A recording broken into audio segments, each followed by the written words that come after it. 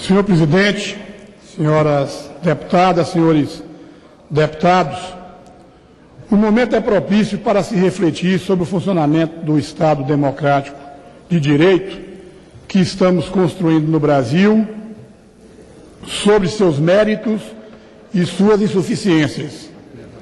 E é propício porque a relativa proximidade das eleições municipais gerais de outubro estimula a reflexão sobre esse tema. Afinal, o processo eleitoral constitui um dos principais pilares da democracia brasileira.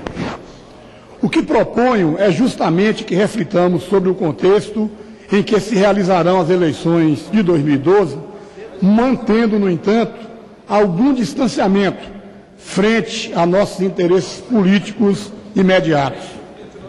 Nossa indagação deve focalizar as necessidades mais gerais do país, particularmente no que diz respeito à lisura da representação política e ao correto funcionamento da máquina pública. Não me dirijo, portanto, a nenhum setor social ou político específico, nem me preocupo diretamente com temas que possam fortalecer eleitoralmente essa ou aquela agremiação. Nada disso implica, evidentemente, que eu possa ou queira negar a influência que 3 décadas de ativa militância no PT exerceram sobre a minha maneira de conceber o papel dos cidadãos comprometidos com o bem comum. Assim, vez por outra, pode parecer que eu esteja adotando uma perspectiva excessivamente petista. No entanto, acreditem, não será por sectarismo ou porque eu espere pouco das demais agremiações partidárias. É apenas porque espero demais da minha. Afinal, a consolidação do Estado democrático sempre esteve no centro de nossas preocupações e é, rigorosamente falando, uma das principais razões de existirmos como partido. Meus correligionários e eu nunca devemos esquecer disso.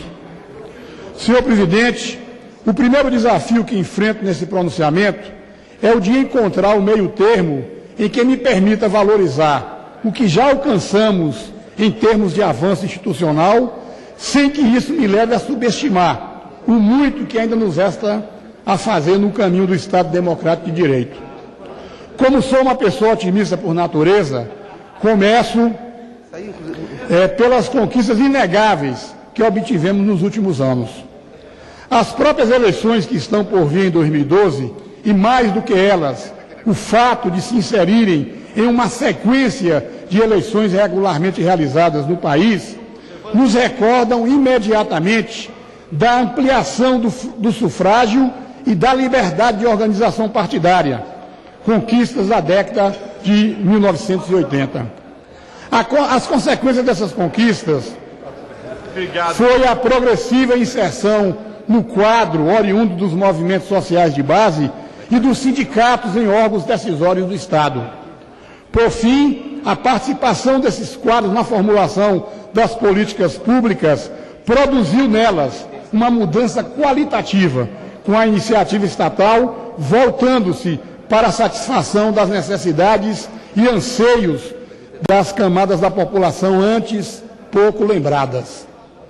O certo, contudo, é que, apesar de todos os avanços, pouco a pouco, volta a se disseminar pela sociedade o sentimento de que a esfera política não funciona à altura do que nossos concidadãos anseiam e merecem. Certamente uma parcela desse sentimento advém de setores sociais que perderam privilégios com o aprofundamento da democracia e o fortalecimento das demandas populares. Mas seria um erro descaracterizar, por conta disso, a preocupação ética legítima que se espalha por todo o país. Como membro titular da Comissão Especial da Reforma Política instalada na Câmara de Deputados no ano passado, pude testemunhar ao longo dos nossos trabalhos a angústia dos cidadãos e associações comprometidas com o bem comum frente à iminência de que uma possível decomposição da esfera política colocasse em risco até os avanços sociais que recentemente alcançamos. Resumidamente, o que a população percebe é que a abertura do Estado brasileiro a um nível mais elevado de participação popular não eliminou sua permeabilidade a influências deletérias, escusas mesmo, que se infiltram em suas relações com a sociedade. Não apenas somos ainda deficitários em relação ao poder efetivo das maiorias e se fazerem priorizar nas políticas públicas, como também em relação ao funcionamento de um Estado de Direito dotado de defesas sólidas contra os focos de corrupção interno e externos. Um Estado de Direito que consiga garantir, ao menos, a igualdade de todos perante a lei. Sendo assim, não devemos, por razão nenhuma, e muito menos por corporativismo, negar que é correta a percepção popular negativa quanto ao funcionamento dos órgãos de representação política. A única atitude responsável da parte dos representantes eleitos do povo consiste em assumir claramente posição ao lado da sociedade civil no combate às deficiências de nosso Estado de Direito e de nossa democracia. O que não exclui, é óbvio, a possibilidade de defendermos as instituições de que já dispomos e até combatermos as tentativas dos setores reacionários da sociedade de culpar os mecanismos democráticos pelas mazelas de nosso Estado. Senhor presidente, senhoras deputadas, senhores deputados, insisto desde logo na complexidade da tarefa que temos pela frente. Não basta, por exemplo, que restringamos nossa intervenção às instituições representativas em sentido restrito. A ação em prol da ética e da transparência nas relações entre o Estado e a sociedade exige a combinação de esforços nas mais diversas áreas, assim como a aliança entre agentes que atuem em todas elas. No entanto, não posso deixar de pensar que a responsabilidade dessa luta é mais que nada dos parlamentares e do parlamento, que estão, afinal, no centro mesmo do regime democrático. Estou convencido também de que não podemos nos esconder atrás da real necessidade de reformas institucionais e estruturais para diminuir nossa responsabilidade pessoal enquanto detentores de mandatos de representação política. Para nós que estamos no Congresso Nacional por escolha popular, o ponto de partida de qualquer atitude transformadora é nos imbuirmos da dignidade do nosso cargo. Imbuídos dessa dignidade, jamais nos deixaremos cooptar por um sistema de privilégios perfeitamente capaz de distribuir benesses a seus apoiadores ou até aos apenas omissos. Ouso afirmar que estamos em um momento favorável para quem deseja resistir às tentações do poder e do dinheiro e comprometer-se com os anseios populares de lisura no trato com a coisa pública. Digo isso porque tenho a convicção de que o representante só chega a exercer na plenitude a sua vocação quando há mobilização social a sustentar o seu esforço pessoal. E percebo que estamos entrando em um período de ressurgimento da militância pelo controle popular do Estado. É certo que as muitas conquistas democráticas que alcançamos nas últimas décadas me parecem ainda decorrentes da mobilização popular que tomou o país na passagem da década de 70 para a década de 80. Foi essa mobilização que nos deu forças, por exemplo, para construir um partido ligado à base da sociedade, como é o Partido dos Trabalhadores. Foi ela também que forneceu a energia que levou o Estado brasileiro, anos depois, a voltar parte da atenção para a resolução do déficit do bem-estar das camadas mais pobres da população. O próprio uso recorrente e intensivo daquela energia inicial parece estar levando a que ela se esgotasse, mas felizmente isso não aconteceu de maneira definitiva. O que temos visto recentemente é uma retomada da capacidade de indignação e de mobilização social no Brasil. Não é outro o significado da pressão popular para a aprovação no Congresso Nacional da Lei Complementar de número 135 de 2010, chamada Lei da Ficha Limpa, assim como do recente acompanhamento dos movimentos sociais às decisões do Supremo Tribunal Federal sobre as prerrogativas do Conselho Nacional de Justiça.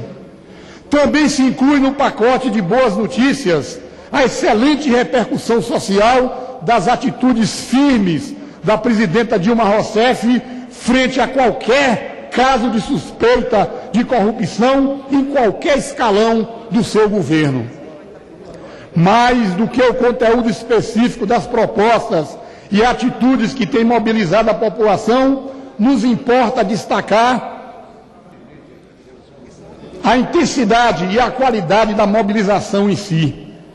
O que importa, repito, é que a população está mais uma vez disposta a se mobilizar pela ética e pela transparência na atividade pública e que, portanto, seus representantes que resolvam encampar essa bandeira não estarão sozinhos, mas terão respaldo popular.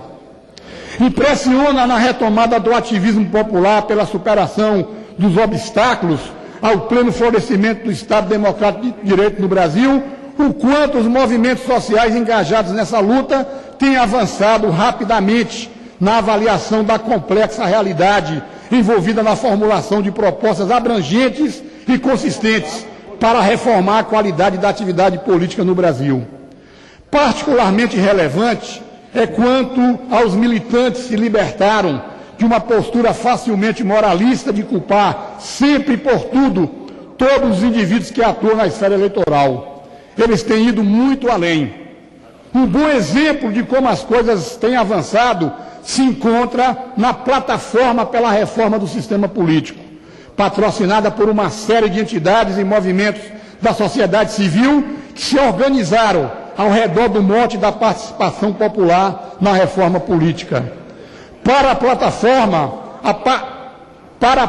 a reforma política do Estado brasileiro, internamente e em suas relações com a sociedade, vai muito além da reforma dos mecanismos eleitorais e de escolha de representantes. Isso fica claro na preocupação com a transparência do Poder Judiciário, cujos membros, bem sabemos, não são eleitos pela população. E se estende a outras áreas do Estado, inclusive no Poder Executivo, que não podem ficar simplesmente isolados de qualquer controle social. Registro e destaco, por fim, que as entidades que se organizaram na plataforma pela reforma do sistema político percebem claramente que a relação entre a sociedade e o Estado é de mão dupla.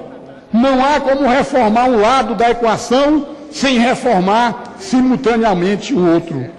É tudo parte do mesmo processo. Por isso, os militantes da plataforma ampliaram suas perspectivas e de maneira a alcançar a reforma da própria sociedade civil. Vou tratar aqui, senhor presidente, de dois aspectos pontuais dessa ampliação de perspectiva. Um referente aos meios de comunicação, outro referente ao lado ativo da corrupção da máquina pública, o lado dos chamados corruptores. São temas que, como outros tratados aqui, não estão sob o monopólio de nenhum grupo ou setor, mas se encontram em avaliação por muitos movimentos e organizações sociais, por cidadãos interessados em geral. Ademais, dentro do próprio Estado e entre os representantes eleitos da população, não temos sido poucos os que dirigimos a maior e a melhor parte da nossa atenção para essas questões. Os mais maduros recordarão que nas lutas pela abertura política nas décadas de 70 e 80, o tema da comunicação era candente. Já se havia disseminado pelo mundo a percepção de que a convivência democrática facilmente se incompatibilizava com a concentração dos controles dos meios de comunicação em poucas mãos. Tive a oportunidade de ler recentemente uma declaração do senhor Fernando Gabeira, na subcomissão do sistema eleitoral e partidos políticos da Assembleia Nacional Constituinte instalada em 1987, em que ele dizia textualmente: Não há possibilidade de uma transformação real do poder no Brasil se não começarmos a mexer nos grandes monopólios da televisão. Não adianta nada fazermos um belo parlamentarismo se o senhor Roberto Marinho vai poder derrubar o governo praticamente no momento em que ele quiser. Lida, mais de 20 anos depois de dita, a mensagem a ser tirada daquela declaração é inequívoca. Por mais que tenhamos críticas ao processo eleitoral e partidário e que desejemos ardentemente aprimorá-lo, dificilmente se negará que avançamos mais nesse campo do que no campo paralelo da democratização do acesso aos meios de comunicação de massas. Os setores progressistas da sociedade precisam, portanto, retomar a bandeira da liberdade de expressão e dar-lhe a sua verdadeira significação libertária, que é a de garantir ao maior número possível de atores sociais a oportunidade de se expressarem no cenário público. Na luta pela liberdade de expressão nos meios de comunicação, dois elementos favoráveis merecem destaque na conjuntura atual. Em primeiro lugar, devemos lembrar que essa é uma área em que a mobilização de cidadãos interessados é intensa. As conferências locais e nacionais de comunicação, que se têm realizado regularmente há vários anos, não apenas mostram a solidez da mobilização como capacidade de acumular conhecimento consistente sobre a matéria, até pela intensidade das discussões realizadas. O segundo elemento que favorece sobremaneira a luta pela democratização da comunicação social no Brasil reside no surgimento de inovações tecnológicas nessa área, cujo primeiro efeito foi o de abalar os alicerces do monopólio ainda reinante dos grandes conglomerados. Está escrito no nome do deputado Daniel. Não podemos, contudo, descuidar do tema. Avanços tecnológicos em si mesmos não são vetores de democratização. Tal como aconteceu com todos os demais meios de comunicação de massa conhecidos, é certo que o grande capital buscará instrumentos para concentrar o controle dos novos meios, ao mesmo tempo que os movimentos libertários tentarão formular e implantar normas que garantam mais amplo acesso a eles. Também nessa área, portanto, o velho grito de guerra de que a luta continua ainda é válido. O segundo aspecto, deputado Daniel, em seguida concederei uma parte a Vossa Excelência, do esforço pela superação dos desvios observados na atuação do Estado e que se mostra imprescindível uma ampliação de perspectivas em direção à sociedade civil, diz respeito às iniciativas dos agentes privados corruptores da esfera pública. Poderia parecer uma observação distraída que essa preocupação é desnecessária. Se os agentes públicos não forem suscetíveis à corrupção, não haverá por que se preocupar com as tentativas de corrompê-los realizadas por agentes privados. Trata-se, no entanto, de uma inegável falácia. Em primeiro lugar, há uma questão ética envolvida. Os indivíduos que atuam na esfera privada são tão cidadãos como os que atuam na esfera pública, e quando eles tentam corromper o funcionamento do Estado de Direito, estão ferindo o interesse público, tanto quanto o servidor que faça o mesmo. Não pode haver complacência legal frente a essa atuação espúria.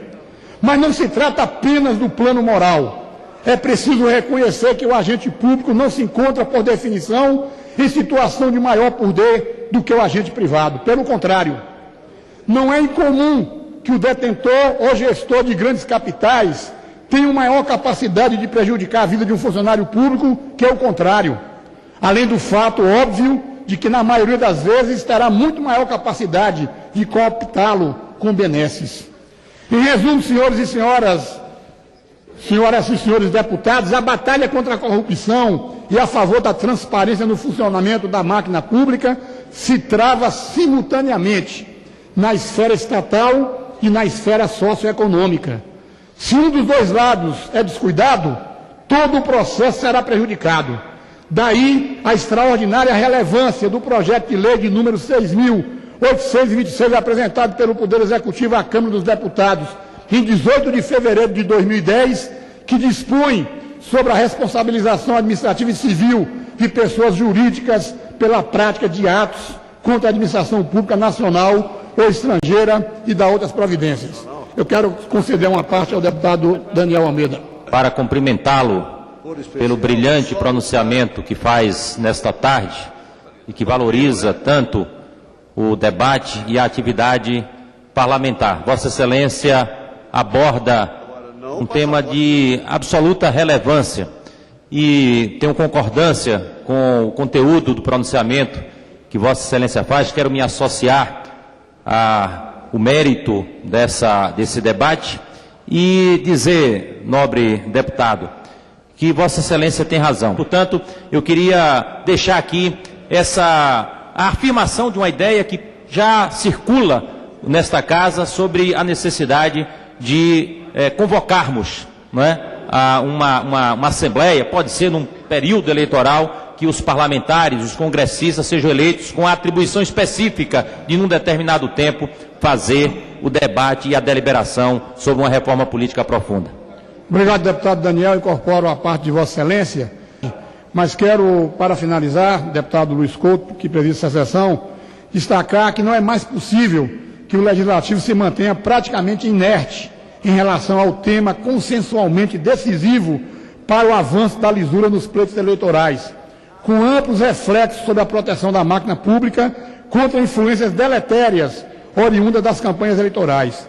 Refiro-me, obviamente, à regulamentação do financiamento das campanhas. Como muitos outros parlamentares e cidadãos interessados na matéria, deputado Assis de Carvalho, que me ouve com atenção, estou convencido de que o Brasil deve adotar o financiamento exclusivamente público das campanhas eleitorais. Consigo entender, no entanto, que a discussão ao redor de uma proposta complexa como esta enfrente resistências políticas importantes, inclusive de pessoas e grupos que apostam no avanço institucional democrático como um elemento imprescindível para dar sustentação sólida ao avanço do Brasil em outras áreas. Está escrito, deputado. O que não consigo entender é que não estejamos conseguindo dar qualquer passo na direção do controle à verdadeira manipulação da vontade popular, que é o financiamento de campanhas nos moldes vigentes que tem permitido e até facilitado. Concedo uma parte do deputado Assis Carvalho. Nobre deputado, primeiro quero parabenizar Vossa Excelência pelo belíssimo pronunciamento, onde discute um dos pontos que eu considero os mais importantes deste país. Não só quero me associar ao seu pronunciamento, como também reafirmo esse sentimento de que o modelo político como se encontra, lamentavelmente, vem beneficiando muitos oportunistas do mundo político. Por conta disso é que muitos se negam a abraçar essa nossa causa, que é o financiamento exclusivo público de campanha. Dentro da ideia a que eu já me referi, de que o interesse em soluções estruturais contra a corrupção do sistema político não retira a importância ao comprometimento pessoal e coletivo com a ética e a transparência. Para concluir, senhor presidente, com a sua tolerância, os partidos políticos e aqueles que exercem mandatos sob suas legendas devem arcar com a maior responsabilidade pela correção nos pleitos eleitorais. E quando falo em responsabilidade dos partidos políticos, senhor presidente, estou falando da responsabilidade de todos aqueles que têm militância partidária, ou seja, de nossa responsabilidade. Ninguém pode considerar-se totalmente inocente se um cidadão filiado a seu partido se revelar indigno de exercer mandatos de representação política. Afinal, em princípio, todos zelamos pela conduta das agremiações a que pertencemos. Não nos esqueçamos disso ao longo do período da preparação para as eleições municipais de 2012.